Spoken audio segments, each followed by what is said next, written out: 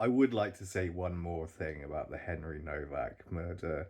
Like, for once, it was a Sikh. Like, isn't that kind of hilarious? Like, this is the first time the Sikh community that I'm aware of has done anything.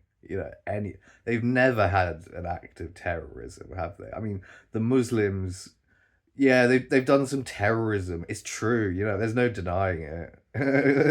Al Qaeda were whatever you think about 9/11. I don't care for the conspiracies particularly. I believe it was an organized gang of Muslims. It was Islamic extremism. That definitely exists. Like ISIS exists. It's not a Western. Well, I don't know. Like it might. There's actually not a bad argument to be made that um, at one point the members of Al Qaeda were Western assets. I think there is actually there may be something in it, and it's a bit more complex than that. And there's the Bin Laden family were hosted by the United States and so on. And Bin Laden is from a very rich Saudi family, I think it is. And yeah, he has connection to big oil money and all this sort of thing. So it is shady, and it's suspect actually. But yeah, I the rise of Islamic extremism is like, was it used by the United States to create pretexts for, well, like the Iraq and Afghanistan wars, for example? And we wonder about the motives of those two wars. Like there's two simultaneous wars on two countries. I think I'll get back to the Sikh guy in a minute and Henry Nowak. I just want to make this point real quick. Like I'm talking like an American for some reason.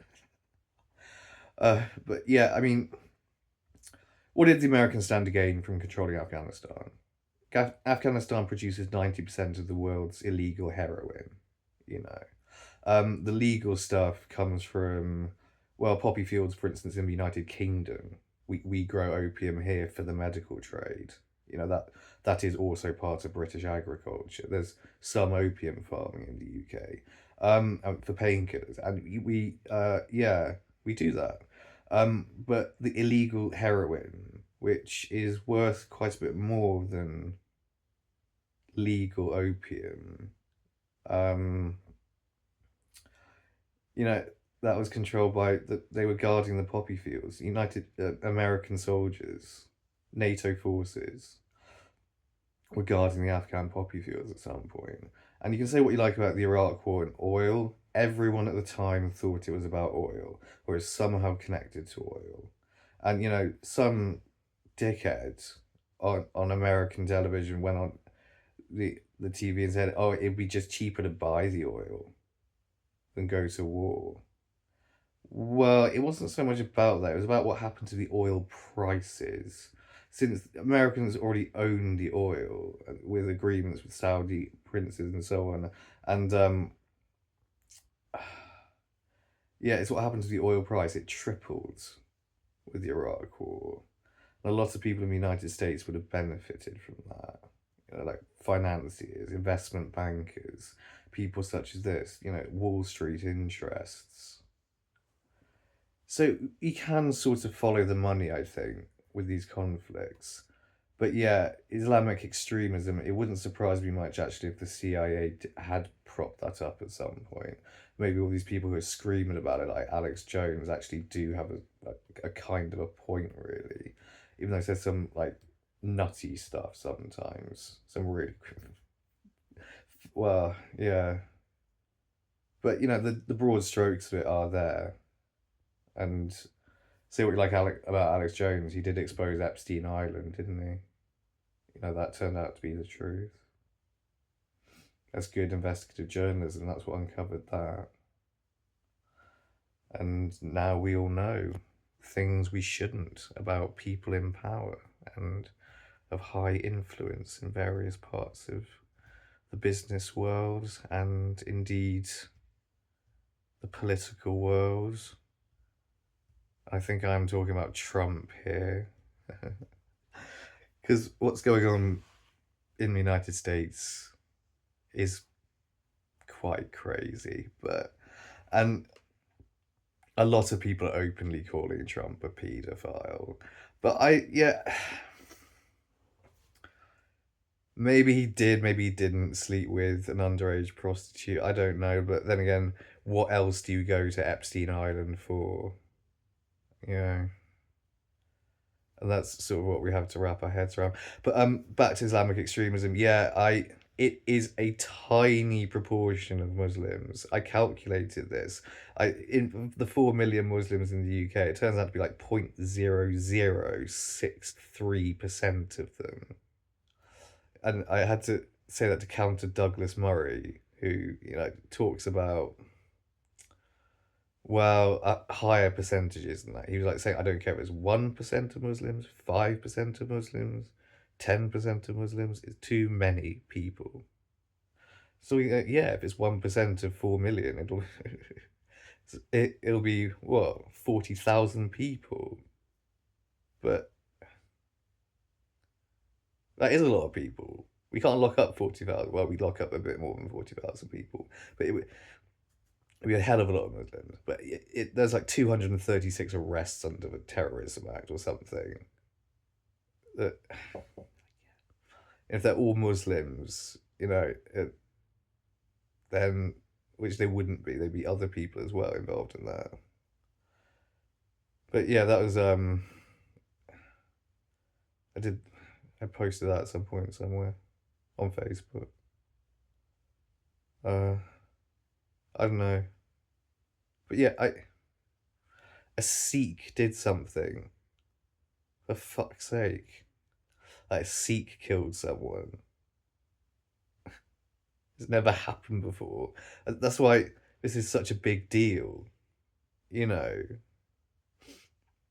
I suppose if a Muslim had killed someone, like maybe the police, maybe the media would make a big deal out of it as well. But this is, it's like a Buddhist killing someone, isn't it? Like, I don't, when was the last time a Buddhist killed someone? I declared myself a Buddhist at one point. I, I, I still sort of drift into Eastern religion. I like all that stuff. I like the Zen ideals, and the sort of simpler life connected to nature, more like. And I'm a deeply spiritual person. And I don't really consider myself a member of any particular religion at the moment. I mean, I wouldn't say I'm a practicing Buddhist. I don't really meditate and so on. And like I can't remember what the noble truths are. I can't really call myself a Buddhist. I call myself a pantheist. Because really, I identify with the god of Einstein and Spinoza.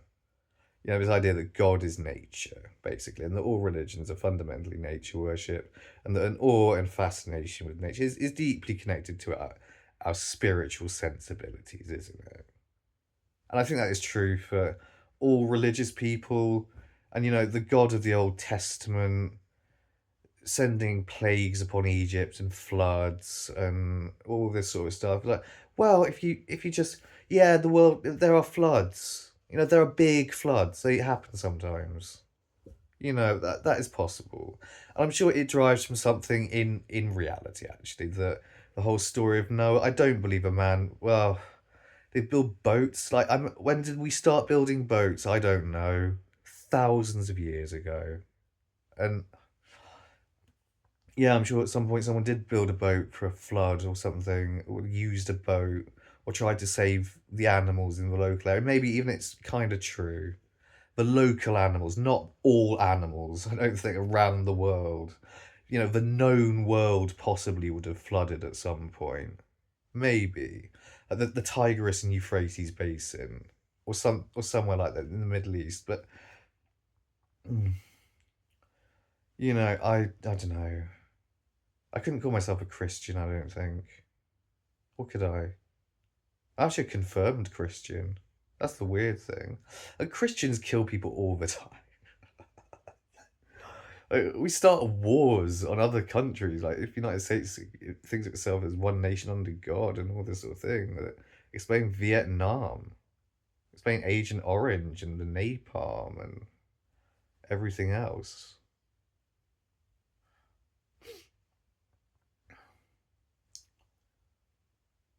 sobering, isn't it? To look upon the West and what it's done, and everything that's happened in Europe. I mean, the constant violence of it, of history.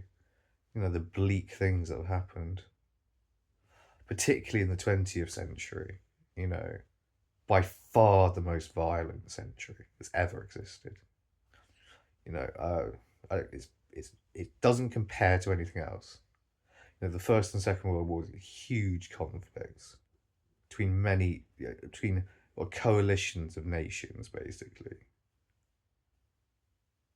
Very staggering violence, huge losses of life, atrocities committed, and it's still going on around the world. Really, the bad things are done still, and there are wars. And religion is ostensibly involved in these sorts of things, but yeah, I don't know. It's just fucking strange. Humans are strange. We we don't gain a broader perspective on things. That's what we need.